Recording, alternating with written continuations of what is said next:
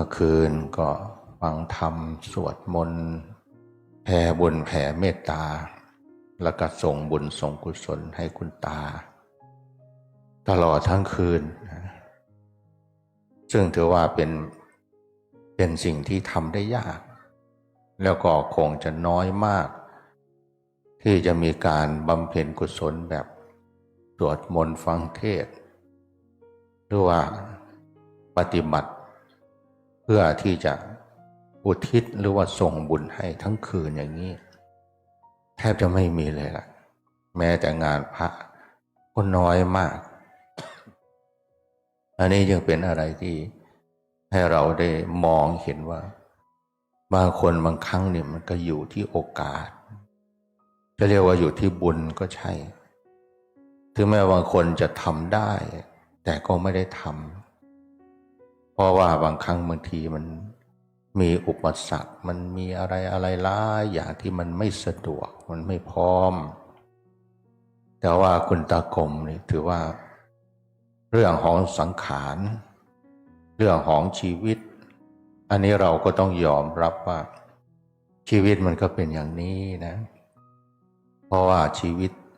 มีกรรมพันธุคือมีกรรมเป็นเผ่าพันธุ์แล้วก็มีกรรมเป็นแดนเกิดกรรมโยนิแล้วก็จะมีกรรมพาไปที่เราจะต้องยอมรับเรื่องของกรรมนี่เป็นเรื่องที่สลับซับซ้อนบางคนก็อาจจะคิดว่าทำไมคนดีๆถึงตายทำไมคนที่แบบชั่วหรือว่าคนที่แบบไม่ดีทำไมอายุยืนทำไมยังไม่ตายอันนี้เราจะเอามารวมกันแล้วก็สรุปหรือว่าคิดไปว่าคนทำดีทำไมไม่ได้ดีหรือว่าคนที่ดีๆทำไมต้องตายแต่ว่าคนชั่วคนไม่ดีทำไมได้ดีทำไมยังอยู่อันนี้เราจะไปคิดอย่างนั้นไม่ได้เพราะว่าชีวิตเนี่ยมันมีเหตุอะไรหลายอย่างที่มันเป็นผลมาถึงปัจจุบันนี้และในการตายนั้นก็ไม่ใช่ว่าจะไม่ดีทั้งหมดนะ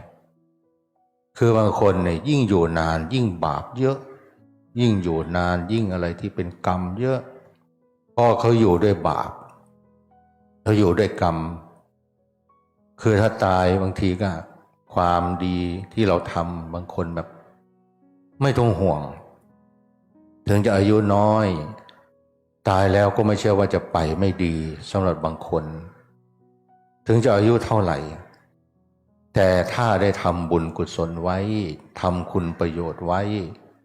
สิ่งเหล่านั้นก็ยังแบบให้เราได้ระลึกนึกถึงเหมือนกับไม่ตายและสิ่งที่ทำนั้นก็ยังจะเป็นที่พึ่งไปสู่ภพหน้าชาติหน้าหรือว่าเป็นเหตุเป็นปัจจัยที่จะให้เขาสามารถที่จะนำไปสู่ความพ้นทุกข์คือพระนิพพานในครั้งสมัยพุทธกาลจึงมีหลายท่านที่อายุสั้นถึงแม้ว่าจะเป็นพระอรหันต์นะพระอรหันต์บางรูปเนี่ยทุกข์ยากลำบากมากอย่าคิดว่าการทำบุญก็ดีการเป็นพระอริยะการเป็นผู้มีธรรมจะต้องเป็นคนแบบมีความเพียบพร้อมทุกอย่างไม่ทั้งหมดนะแม้แต่พระเนี่ยถามว่าท่านแบบไม่ดีหรือไม่ใช่แต่ว่าเพราะว่ากรรมเก่าท่านมีมารูปจึงแบบลำบากมากบิณฑบาตก็แทบจะไม่ได้ฉันได้อาหารก็ไม่ค่อยอิ่มการเป็นอยู่ก็ลำบากจะทำอะไรจะอะไรก็แบบลำบากอ่ะแต่ว่าถามว่าท่านดีไหมท่านดีนะดีจนเป็นพระอริยะจนถึงขนาดบรรลุธรรมเป็นพระอรหันต์ก็มีแต่ท่านไม่ได้มีความเพียบพร้อมสมบูรณ์ด้วยเอกลาภด้วยชื่อเสียงด้วยความศรัทธาแต่ท่านไม่มีกิเลสอันนี้เราจะไปเอาแบบสิ่งเหล่านั้นมาเป็นเครื่องวัดไม่ได้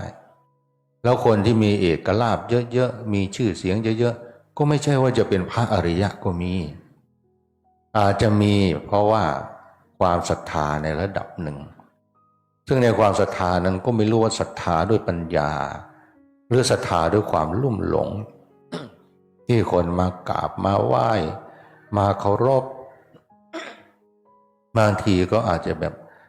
ไม่ได้บรรลุธรรมไม่ได้ถึงธรรมแต่ว่าด้วยความโลภด้วยความหลงหรือว่าด้วยอะไรที่มันทำให้คนงมงายหรือว่าหลงเชื่อบางทีก็กลายเป็นแบบเหมือนเป็นผู้วิเศษเหมือนเป็นพระอรหันต์มีโยมมาศรัทธามีโยมมาทำบุญเยอะแยะมากมายแต่ว่าไม่ได้เป็นพระอริยะก็มีไม่ได้เป็นพระอรหันต์ก็มีหรือว่าจะเป็นบาปก็มีก็ไม่รู้อันนี้จึงไม่ใช่เครื่องวัดว่าสิ่งเหล่านั้นจะเป็นคุณค่าหรือว่าเป็นเครื่องวัดเครื่องแสดงออกถึงการเป็นผู้บรรลุธรรมแต่บางท่านบางคนอาจจะแบบไม่ได้มีเกียรติมียศมีตำแหน่งมีชื่อมีเสียงมีเอกลักษณ์แต่บรรลุธรรมแต่ว่าโดยกรรมของท่านคือบรรลุธรรมแต่ว่ามีกรรมก็เลยต้องไปใช้กรรมด้วยกิเลสไม่มีแต่บางทีก็ต้องได้รับผลของกรรมในเรื่องเอกลาภก็ดีในเรื่องสุขภาพอะไรๆก็ต่างๆก็ดีมีพระรูปหนึ่งเป็นลูกศิษย์พระสารีบุตรจะเรียกว่าทุกข์ยากมากร่างกายก็เหมือนกับเป็นโรคเป็นภัยบิณฑบาตก็แทบจะไม่อิ่มจนพระสารีบุตรต้องไปช่วยบิณฑบาตมาให้กินบิณฑบาตมาให้ฉันจนถึงวาระสุดท้ายถามว่าท่านเป็นพระไม่ดีหรือก็ไม่ใช่ทั้งที่ท่านก็ตั้งใจปฏิบัติเนี่ยหลายคนในครั้งสมัยพุทธกาลเป็นเด็กแต่ว่าก็เสียชีวิตตั้งแต่เป็นเด็กธิดาช่างโหกเนี่ยอายุประมาณ16 ปีบรรลุธรรมแต่ว่าถึงแก่ชีวิตตายตั้งแต่เป็นเด็กถามว่าตายตั้งแต่เป็นเด็กนี่แบบโอ้อายุยังน้อยยังอะไรอายุสั้นเป็นอะไรมันบาปหรือเปล่าโน่นนี่ถึงตายไม่ใช่คือบางทีก็เป็นเรื่องที่แบบเขาอาจจะมีกรรมของเขาในแต่อดีตซึ่งเราไม่รู้แต่ว่าบุญที่เขาทำที่เขามีเนี่ยสามารถให้เขาแบบปลอดภัยแล้วในชีวิตนี้เป็นเด็กตายแต่ว่าสามารถเข้าถึงธรรมบรรลุธรรมปลอดภัยในวัฏสงสารหรือว่าจะอายุมากกว่านั้นจนเป็นหนุ่มเป็นสาวจนเป็นถึงผู้ใหญ่ซึ่งบางคนก็ไม่ได้อยู่ที่แบบว่าร่ำรวยไม่ได้อยู่ที่หน้าตาแต่ว่าสามารถที่จะเข้าถึงธรรมบรรลุธรรมอันนี้มีเยอะมากในครั้งสมัยพุทธกาลฉะนั้นจึงอยากให้ท่านทั้งหลายได้มองว่าการเข้าถึงธรรมการที่บรรลุธรรมนี่มันต้องแยกกับการตายทำไมจะไปคิดว่าคนที่แบบอายุสั้นตายแล้วแบบมีบาปมีกรรมหรือว่าไม่สามารถเข้าถึงธรรมได้ไม่ใช่และการที่แบบบรรลุธรรมหรือว่าเป็นผู้มีบุญที่จะไปสู่ภพหน้าชาติหน้าเราจะไปเอาแบบความมั่งมีความร่ำรวยในชาตินี้ที่แบบโอ้คนนี้เขามีบุญจริงๆนะเขารวยมากเขาแบบมีอะไรแบบเยอะแยะไปหมด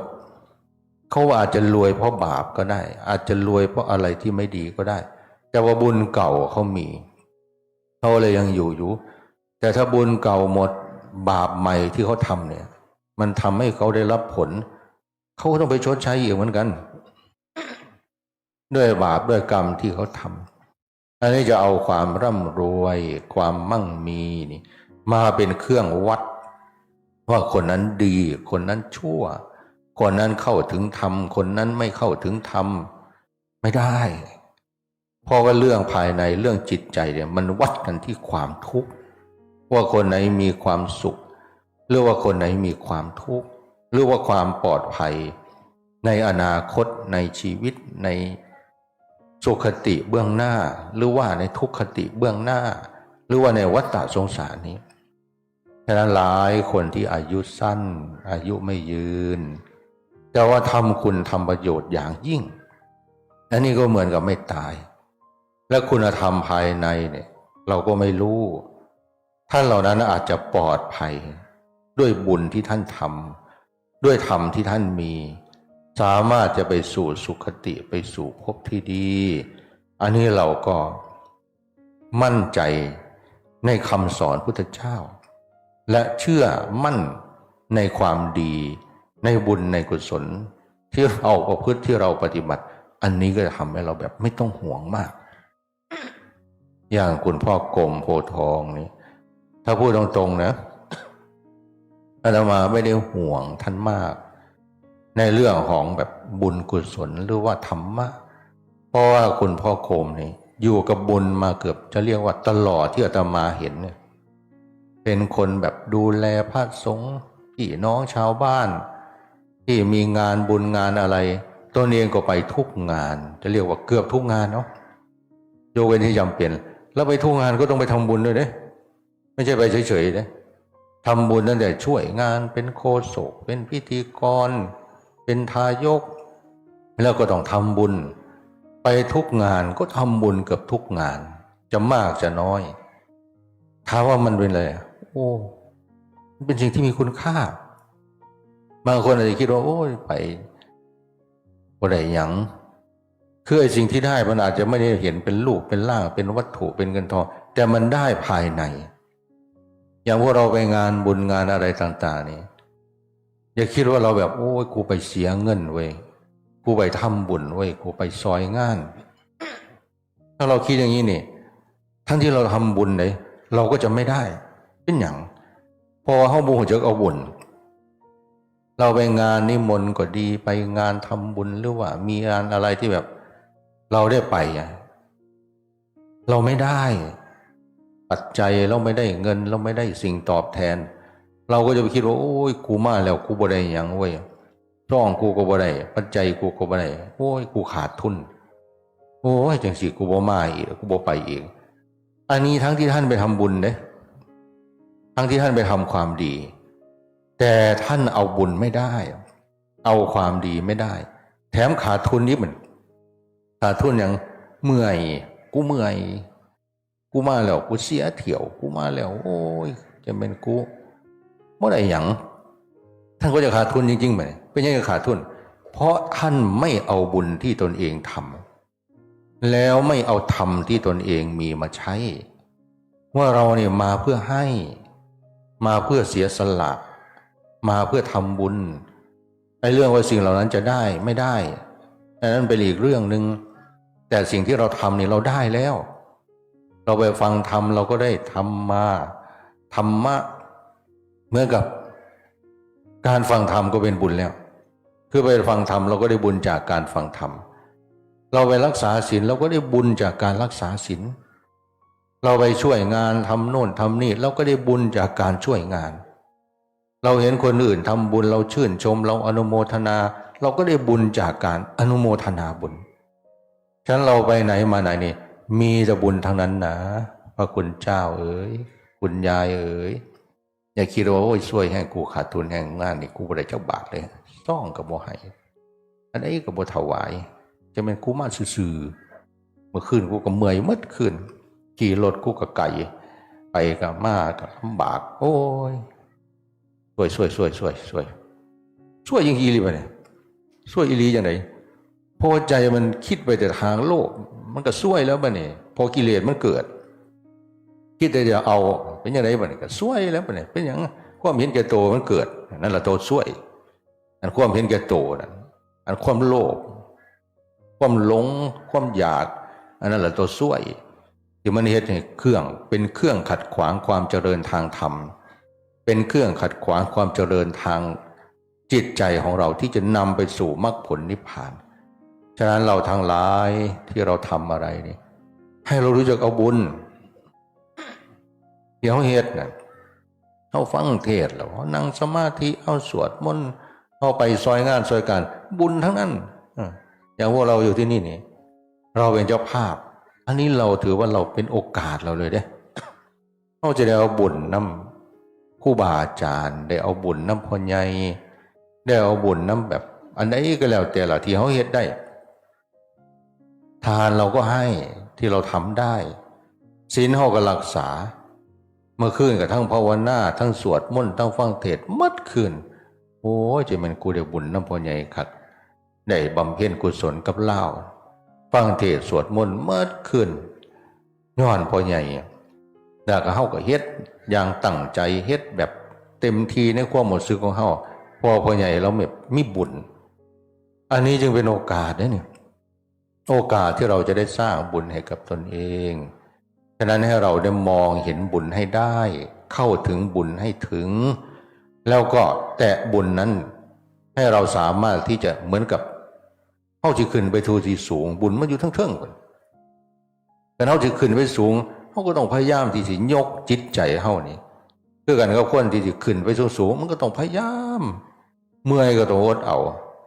ลำบากก็ต้องอดเอาบางเทื่อก็ต้องยอมเสียสละ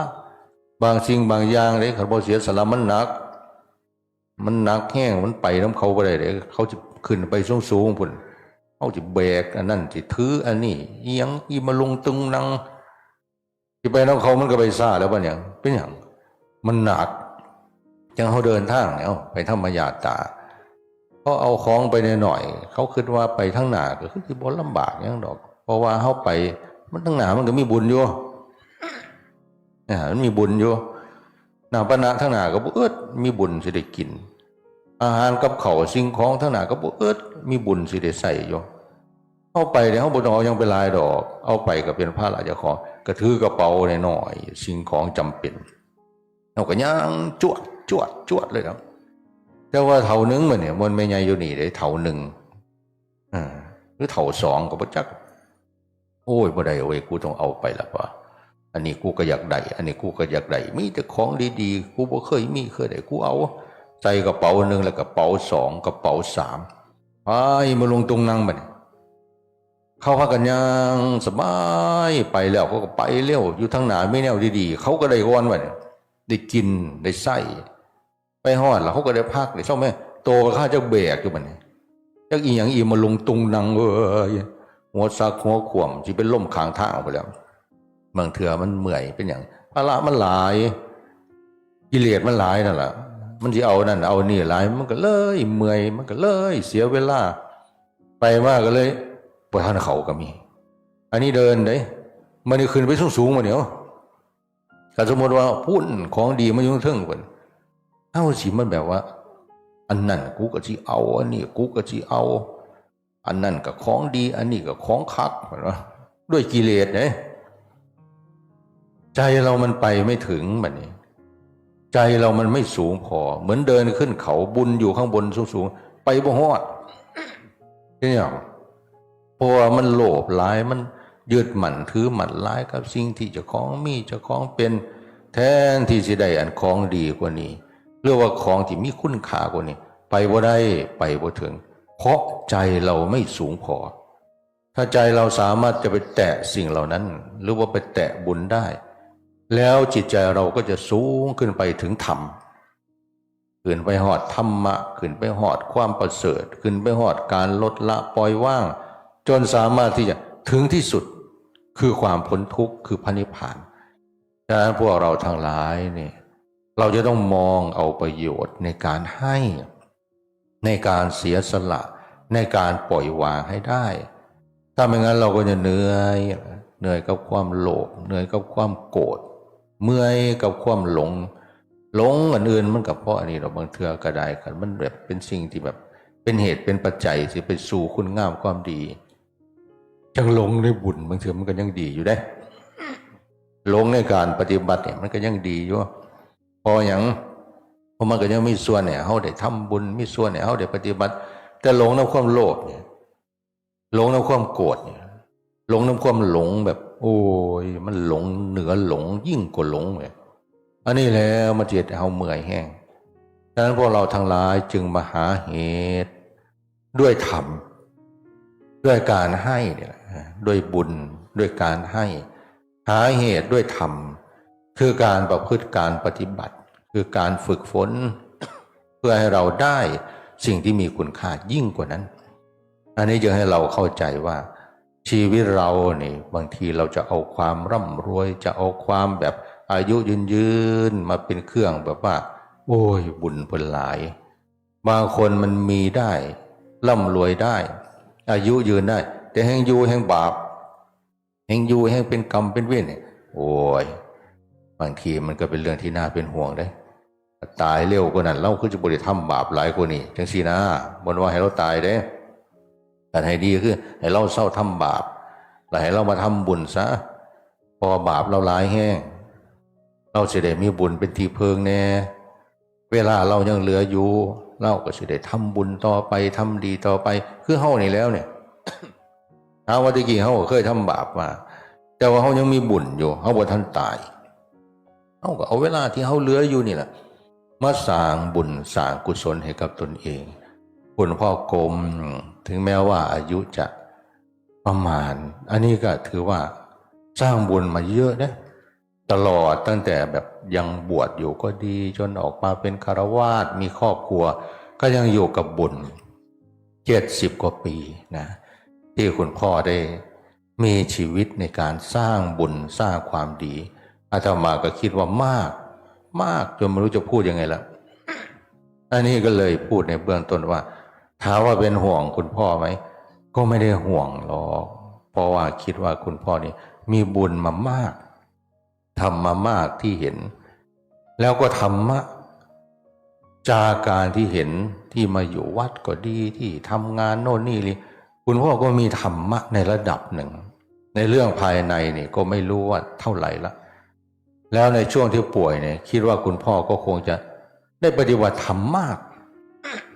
บ่ได้ปฏิบัติธรรมแต่คนป่วยเนี่ยลูกก็ได้ปฏิบัติธรรมนำเมียก็ได้ปฏิบัติธรรมนำปฏิบัติยังไงปฏิบัติกับความทุกข์คือเห็นความทุกข์ในสังขารร่างกายความทุกข์ในโรคภัยไข้เจ็บสิ่งเหล่านี้มีผลทางธรรมทั้งนั้นเด้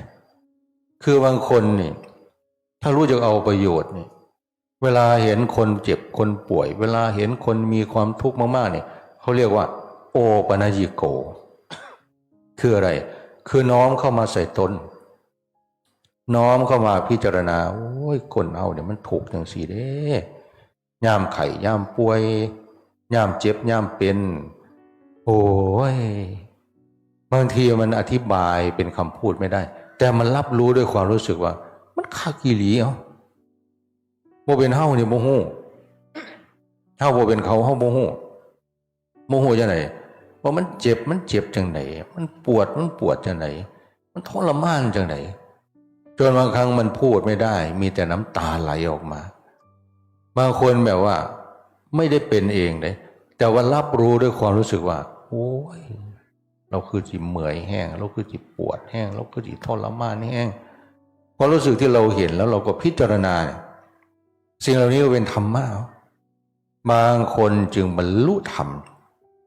จากการเห็นความทุกข์ที่เกิดขึ้นของคนอื่นนะพอพิจารณาเราเห็นถูกโอ้ชีวิตมันถูกจังซี่อีหลีเฮากับบ่ควรที่ยึดมั่นถือมั่นเฮาก็สิบ่ควรหลงแล้วเพราะว่าอะไรเห็นร่างกายที่มันเปลี่ยนแปลงไปเห็นร่างกายที่มันมีโรคมีภัยจนถึงวาระสุดท้ายมันเห็นขบวนการเปลี่ยนแปลงที่ชัดเจนเห็นขบวนการดับไปที่ชัดเจนถ้ารู้จักพิจารณานี่โอ้ไม่แน่เลยอาจจะบรรลุธรรมก็ได้เพราะว่ามันเห็นความจริงที่เกิดขึ้นอย่างชัดเจนอย่างใกล้ชิดอันนี้ก็เลยเป็นโอกาสในการพิจารณาธรรมคุณตาก็คงจะอยู่กับสิ่งเหล่านี้แบบได้เห็นได้เข้าใจในการที่จะเห็นความทุกข์ที่เกิดขึ้นถ้าคุณตาพิจารณาธรรม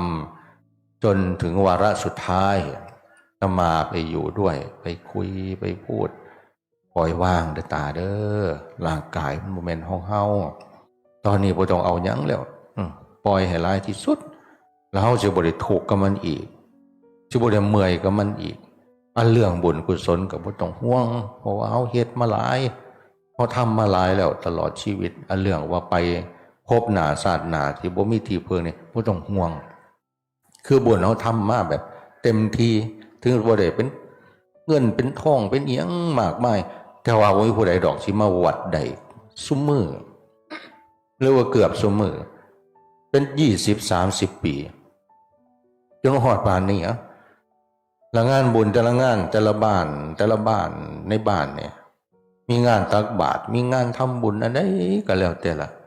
แทบสิบ่ขาดเลยซึ่งคนในหมู่บ้านเนี่ยบ่มีที่จะไปได้จังซี่เนี่ยพอซื่อๆแล้วบ่มีคือผู้ใหญ่บ่มีคือพ่อใหญ่ที่จะไปงานตักบาตรเฮือนไปงานขึ้นบ้านใหม่ไปงานอันใดก็แล้วแต่ละคันบ่ติดธุระอีหลีก็บ่จำเป็นอีหลีพ่อใหญ่บ่เคยขาดบุญเลยไปทุกบ้านไปทุกงานก็ทำบุญของเขาตามกำลังอันนี้คือสิ่งที่เห็นและสิ่งเหล่านี้ก็มีคุณค่าอยู่แล้วอาตมาก็เลยบอกกับว่าพ่อใหญ่เรื่องบุญบ่ต้องห่วงดอกเฮ็ดมาหลายทำมาหลายครูบาอาจารย์กับเป็นห่วงกับแผ่บุญแผ่กุศลให้นำอยู่แล้วแต่ว่าตอนนี้นั้นปล่อยวางให้ได้ปล่อยวางร่างกายนี้ให้มากที่สุดบ่ต้องเอาหยังคือคนที่ทำบุญแล้วนี่มันไม่ได้ห่วงอะไรมากเด้เป็นอย่างหัวคือมันทำบุญแล้วคือเขามีของกินแล้วมีอีหยังแล้วแบบว่าเขาบ่ได้ห่วงแล้วการที่เราไม่ได้ห่วงเรื่องพวกนี้นี่เราก็จะสบายใจไหมเขาบ่ได้กังวลอย่างมันนี่ก็เขาสิเอาธรรมะหรือเขาสิให้จิตใจเขาแบบให้มันปล่อยมันว่างมันลดมันละยิ่งขึ้นไปกว่านั้นมันก็สิแบบว่าบ่ได้เครียดบ่ได้มีเครื่องกังวลบ่ได้มีเครื่องห่วงสามารถสิพิจารณาธรรมได้แบบเต็มที่ชัดเจนคือว่าครูผ่านแล้วบอกเมื่อคืนนี่ป่ะขัดมันเจ็บมันปวดขัดมันทรมานหลายมันสิพิจารณาธรรมบ่ได้มันสิทำสมาธิบ่ได้เวลาตายอีหลีก็อย่าให้มันเจ็บมันปวดมันทรมานแห้งมันจังสิพิจารณาธรรมได้คือกันคนทำบุญกับคนบ่ทำบุญมันยังบ่คือกันเนี่ยแต่คนบ่ได้ทำบุญเวลาใกล้สิตายมันคือหาบุญบ่พอได้ป่ะเมื่อมันคือหาบุญบ่พอป่ะนี่จิตใจมันก็เป็นทุกข์แล้วป่ะนี่โอ้ยกูตายไปนี่บุญกูก็บ่ได้เฮ็ดไปขึ้นฮอดบาปอีกป่ะนี่เพราะว่าไปเฮ็ดบาปหลายบางคนไปเฮ็ดบาปจิตใจก็แฮงทุกข์อยู่ป่ะนี่กูก็คือเฮ็ดบาปคักเฮ็ดบาปแน่จักบาปยังแน่ๆป่ะนี่กูสิตายอยู่แล้วนี่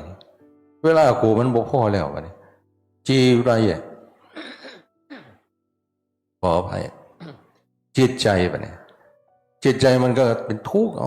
มันเศร้าหมองว่ะเนี่ยมันก็กระวนกระวายมันโอ้ยกูตายคักตายคักบางคนก็เลยเกิดกรรมนิมิตบาปที่ตนเองเฮ็ดเนี่ยมันพุทธขึ้นว่ามีแต่บาปแต่กรรมที่เจ้าของเฮ็ดไหลเข้ามาบุญมันหาบ่พอแล้วมันจะอยู่ใส่บุญนี่เจ้าของก็บ่ค่อยได้เฮ็ดกรรมนิมิตก็เกิดขึ้น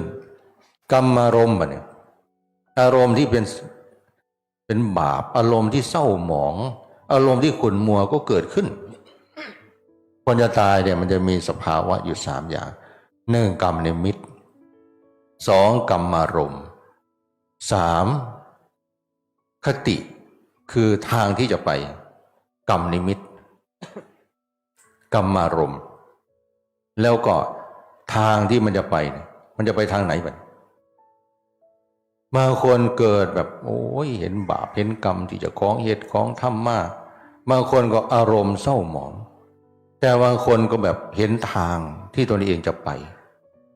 คนที่เคยทำบาปมันเห็นยังไงมันเห็นบาปเห็นกรรมเจ้าของทำมาฆ่าสัตว์ตัดชีวิตลักเขาขโมยเขาสินที่เขาแบบล่วงเกินมาบาปกรรมที่เขาทำมามันพุทธขึ้นมาจิตใจมันก็เศร้าหมองมันอารมณ์ความรู้สึกที่มันเศร้าหมองท่านยังกล่าวว่าจิตเตสังกิริเถทุกขติปาติกังขาเมื่อจิตใจเราเศร้าหมองแล้วย่อมนำไปสู่ทุกขติคือไปสู่ที่ต่ำไปสู่อบายไปสู่ความทุกข์นั่นละแล้วทางมันก็จะมาทีนี้บางคนก็จะเห็นเป็นเปลวไฟบางคนก็จะเห็นเป็นถ้ำมืดบางคนก็เห็นเป็นอะไรที่แบบน่ากลัวคือมันเป็นแบบนิมิตให้เกิดขึ้นทางที่จะไป ห้องไห้กลัวแบบโอ้ยกูจะไปตกนรกกูจะไปสู่เปรตหรือจะไปสู่อบายมันก็จะเห็นทางมันแต่ถ้าคนทำบุญมันกรรมนิมิตมันเกิดขึ้นเอียงนี่เขาทำบุญใส่บาตรสิ่งของอาหารผ่าไตกรรมนิมิตที่เขาเคยนั่งสมาธิกรรมนิมิตที่เขาเคยเฮ็ดหยังที่เขาสวดมนต์ความดีทุกอย่างมันเหมือนอยู่ในใจเราเนี่ยที่เป็นเมมโมรีคือมันถือไว้เวลาเขาระลึกนึกถึงโอ้มันผุดขึ้นมาบกเก่าบนเนาบเสียถึงแม้ว่าเขาสิทำบุญมาแล้วโดนปันในอาหารที่เขาแบบทำบุญไปแล้วมันผ่านมื้อผ่านเดือนบ่เนาอาหารน่ะคือยังหอมคือยังสดคือยังแบบเป็นตะกินอยู่คือเก่าเอาเพราะอย่างมันบันทึกไว้อยู่ในใจเนี่ยของที่เขาถวายมาผ่าไตก็ดีปัจจัยก็ดีสิ่งของที่เขาทำบุญมันถือบันทึกไว้ในใจเขาเมื่อถึงวันหนึ่งวาระสุดท้ายมันพูดขึ้นมากไปอันนี้มันเป็นที่พึ่งที่ทำให้เราเกิดความสุขเกิดความสบายใจครับถามว่ามันจะไปคืนหาอย่างย่ำตายนะจะไปคืนหาลูกจักลูกอยู่ใส่เนี่ยบางคนก็จักจะได้คืนหาครอบครัวที่สุดแล้วเขาก็ต้องตายจากเขาก็ไปน้ำเฮาบ่ได้ก็จะคือว่าโอ้ยกูมีเงินอยู่ในธนาคารประกันกูก็มีเท่านั้นเท่านี้โอ้ยกูแบบบ่ได้ยากเลยเงินกูเป็น10 ล้าน100 ล้าน1,000 ล้านถามว่าเงินที่มันซื้อชีวิตได้บ่ตอนนั้นบ่ได้ถามว่าเงินสิเอาไปซื้อกับข้าวอาหารเอาไปกินน้ำเวลาตายบ่ได้อีกบัดนี้ตอนนั้นเพราะหยังทรัพย์ภายนอกมันเอาไปไม่ได้เพราะย่ำนั้นมันก็เอาไปนำบ่ได้บัดนี้เจ้าสิเป็นนายกรัฐมนตรีเจ้าสิเป็นประธานาธิบดีสิเป็นไผก็แล้วแต่ล่ะมีอำนาจล้นฟ้าล้นแผ่นดินพอถึงใกล้จะตายสิ่งเหล่านั้นช่วยอะไรไม่ได้เลยบัดนี้ไม่สามารถที่จะเอามาแบบป้องกันว่าตนเองแบบมีทหารมีอาวุธมีเงินทองมีอะไรอำนาจตายคนแบบอันนี้เป็นเรื่องที่เรารู้อยู่แล้วล่ะแต่อยากพูดให้เราเห็นภาพแต่ว่าสิ่งที่เราจะพึ่งได้ไปบุญเนี่ยที่เราทำเนี่ยที่มันจะพูดขึ้นมาเนี่ยโยมคนหนึ่งที่รู้จักคุ้นเคยกันเนี่ยไปผ่าตัดหายใจบ่ได้มันแน่นมันทรมานหมอกับผ่าตัดก็คือว่าถ้าเป็นอะไรก็ต้องยอมรับความจริงเงินมีเป็นร้อยล้านธุรกิจกิจการโมโหเท่าไหร่แต่ว่าตอนใกล้สิคือมันถึงจุดมันน่ะที่มันเป็นจุดอันตรายนี่มันบ่ได้คือหาสมมุตินั้นเลยแล้ววะโทรศัพท์มาหาอาตมาอาจารย์เงินผมก็มีครอบครัวสมบัติยังมีแต่ว่าตอนผมที่ผ่าตัดผมคืนหยังผมบอกผมคืนหอดทอดเทียนคืนหอดทอดเทียนเก้าวัดเป็นหยังมันได้ไปทำบุญแล้ววะไปทำบุญวัดนั่นไปทำบุญวัดนี่คืนหอดงานปฏิบัติธรรมคืนหอดย่ามไปทำบุญมองหันมนี้บ่ได้คือว่าโอ้ยตอนนี้กูมีธุรกิจอยู่หันธุรกิจอยู่นี่กูมีเงิน100 ล้าน1,000 ล้านผู้นั้นฮักกูผู้นี้สั่งกูผู้ใดก็แล้วแต่เพราะว่าคือหาสมมุตินั่นแหละมันซอยหยังบ่ได้แล้ววะถ้าคือว่าเจ้าของสิตายสิ่งที่มันสิซอยได้คือบุญแล้วบ่บัดนี้โอ้ยผมเชื่อแล้วอาจารย์เวลามันคือว่าเจ้าของสิตายดีนี่มันบ่ได้ไปคิดหาเงินหาทองบ่ได้ไปคิดหาสมบัติอำนาจบารมีบ่ได้คิดหาเลยคิดหาหยังคิดหาบุญฉะนั้นพวกเราทั้งหลายที่ทำบุญนี่อันนี้เราโชคดีมากเลยนะคนที่ทำบุญนี่มันจะทำให้แบบมีที่พึ่งเวลาที่เกิดความรู้สึกมันก็จะอิ่มใจสุขใจคือเห็นบุญที่เราทำแล้วอารมณ์มันก็ดีไปจิตใจมันก็ดีทางที่จะไปเป็นยังไงมันก็จะเห็นทางที่ดีเหมือนทางที่จะไปสวรรค์ทางที่จะไปสู่พรหมหรือว่าทางไปสู่ความสุขอันเป็นทิพย์เนี่ยถ้าท่านพระครูโอภาสท่านฝันอย่างนั้นหรือว่ามันเป็นจริงนั่นอันถือว่าท่านมีบุญได้นั่นเป็นอย่างคือกันกับโอ้โหเราว่าเป็นอีหยังแต่ว่ากับใส่สุดขาวมีง่อมทั้งหัวนั่นมันก็คือสิเป็นเทวดาบ่จังใดเฮากับโอ้โหคือกันนั่นแสดงว่าเรามีบุญอยู่ได้นั่น คันสมมติว่าเขามาหับเล่าวิลีเนี่ยเขาบอกว่าการสร้างบุญบารมีในเมืองมนุษย์เมื่อเวลาแล้วสมควรแล้วเขาก็เลยพากันมาหับที่เอายังมาหับเนาะก็บ่เอาหลัดสลดบ่หรือเอาที่ว่าเอาตะแคร่มันก็บ่คือเอาที่ว่าเอาเตียงนั่งก็บ่แม่นนะเอาอย่างก็สิเอาแนวดีตัวใส่สูทขาวมาปานนั้นที่พากันยกเตียงมาซะบ่ก็สิเอาของอันเป็นทิพย์ตัวเนาะคำว่าภาษาเทวดาเหมือนกับเอาอะไรที่แบบมารับท่านไปสู่สวงสวรรค์เพราะว่าอันซุ่มสวยสุดขาวซุ่มมีงอกทั้งหัวน่ะมันลักษณะของเทวดาตามตำนานตมาก็บ่เคยเห็นดอกนอกจากอันซุ่มบักหนาแบบมีเขียวนี่หน้าตาแบบเป็นตาญาณอาทิมาแบบถือขอนมานำเนี่ยโคเตรียมตัวตายพาไปนรกเขาบ่ได้เอาให้ขึ้นแค่แล้วก็จับหูดข้อเลยได้ป่ะเนี่ยซุ่มมันเป็นอย่างมันบ่คือกันบักใส่สุดแดงหรือใส่สุดเป็นตาญาณเคยได้ยินอยู่บ่พอเรามาตามตำราดอกว่าธรรมาก็บ่เคยเห็นดอกตัวบักใหญ่มือนี่เห็นบอกพระอาจารย์ทรงพบเพิ่นฝันนะพอเราคนบักใหญ่บ่ทันเดินมาขณะที่ท่านนั่งสมาธิอยู่มาจากไหนหิวหัวมาเป็นปุ่มบ่ซั่นมันหิวหัวได้ซ้ำนั้นมันสิคนส่วนใหญ่ซ้ำได้ล่ะแต่เป็นคนก็ได้เฮ้ยเมืองเราหัวซุ่มนั่นจักซุ่มตายก็มีซุ่มบ่ทันตายก็มีมันเอาหัวมาได้จังได๋วะถามไปถามมาว่านี่มาเอาคนในหมู่บ้านเนี่ยไปว่าซั่นคันจังซั่นมันสิไปไสไปไหนหิวหัวไปเรื่อยมีหดเลือดมีหดอีหยังบ่ได้มาเอาแบบให้ขี้แบบแค่หรือว่าบ่เป็นขี้แค่ดอกขี้ที่นั่งอันงดงามที่ไปสู่สุคติไปสู่สวรรค์อันนี้ก็เบิ่งในเด้อยายเด้อหรือว่าผู้ใดฝันก็อาตมาก็คิดอยู่ไดพระครูคือบ่ปฏิเสธคันเขาสิเอาลาดสลดหรือว่าเอาอันไหนดีๆมาหับอันขอต่อเวลาอีกก่อนแหน่เทวดาเอ้ยอยากอยู่นำครูบาอาจารย์อยากไปเดินธุดงค์อยากมาเทศน์ให้แม่ใหญ่ฟังขอเวลาอีกก่อนแหน่เอาอันแนวนั่งนี่กลับคืนไปซะเดี๋ยวสมควรแก่เวลาจังมาใหม่เด้อพุ่นละจัก80พุ่นละจังมาใหม่ครับคือบ่ว่าจังซี่เนาะพระครูก็ได้ถ้ามาก็ขึ้นเล่นซื่อๆดอกนี่แหละเขาบอกว่าหมดเวลาท่านพระครูแล้วไปเตรียมโตว่าซั่นขึ้นรับสิพาไปเพิ่นละโกยไปนั่งเลยนั่นน่ะเขามาหับผมก็ขึ้นเลยแล้วพุ่นว่าเขาก็หามไปเลยแล้วบ่ปฏิเสธเขาจังหน่อยอันที่บอกเขาโอ้ยยังไปบ่ทันได้ดอกสิสร้างบุญธรรมสิสร้างบุญสร้างกุศลสิปฏิบัติธรรมให้มันคักกว่านี้เพื่อมันได้บรรลุธรรมเพื่อได้มันได้สูงกว่านี้ขอเวลาอีกจังหน่อยเด้อเทวดาเด้อไปถ่าอยู่ทั้งพุ่นแล้วเดี๋ยวพุ่นละ80 90จังมาใหม่ก็บ่ว่าสนดอกว่าขึ้นในใจว่านี่ล่ะโก้ยไปนำเขาเลยไปก็ไปทนตัวเราถ้าเป็นแม่ใหญ่สิว่าจังได๋เป็นแม่ใหญ่มั้ยถ้าสมมุติมีเทวดามานี่โอ้ใส่หมวกงอมมา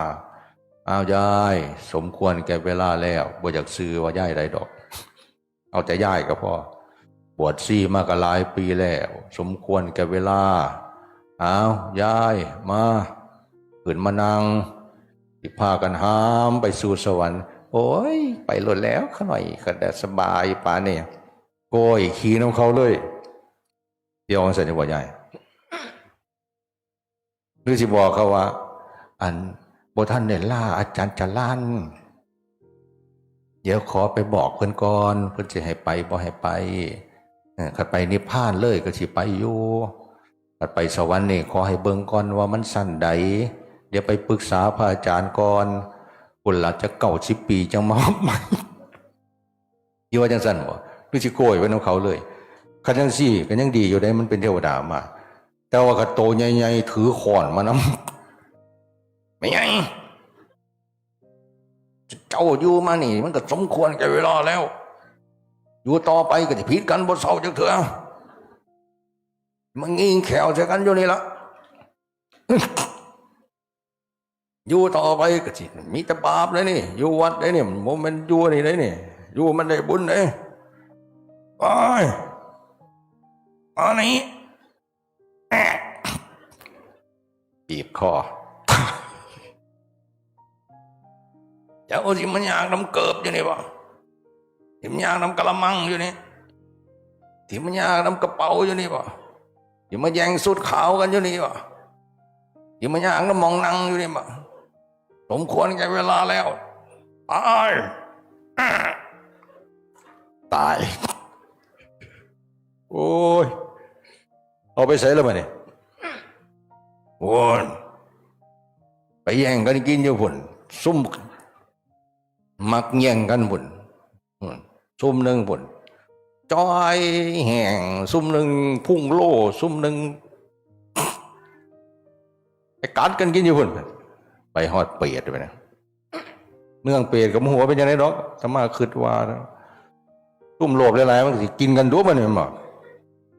มึงมีแนวกินกัดกูก็จะกัดแขนมึงกินกูก็จะกัดคอมึงกัดหัวมึงอีมาลุงตุงนั่งแล้วผู้นึงข้อเหลือแต่หัวเหลือแต่อย่างหัวเสียถือหมูกินเท่านึงแขนขาดเท่านึงขาบ่ยังข้อขาดไปเลยยังไปกัดแขนหมูได้อย่างมันเป็นเปรตบ่หรือเป็นอย่างช่วงนึงก็โอ้น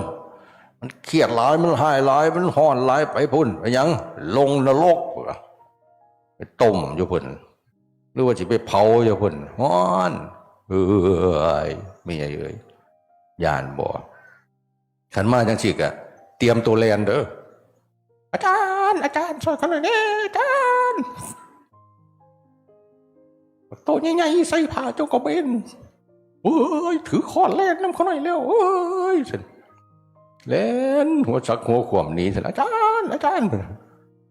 หัวเมื่อคืนเปิดประตูได้เล่นหัวสักหัวขวมอย่างเลยย่อมมาบ้านสิมาเอาเขาน้อยเล่นไปหาหมูไม่ไงซอยคนนี้โอ้ยคนบ่ซอยจะไปโรเดอร์คนจะไปโรเดอร์สมมุติว่า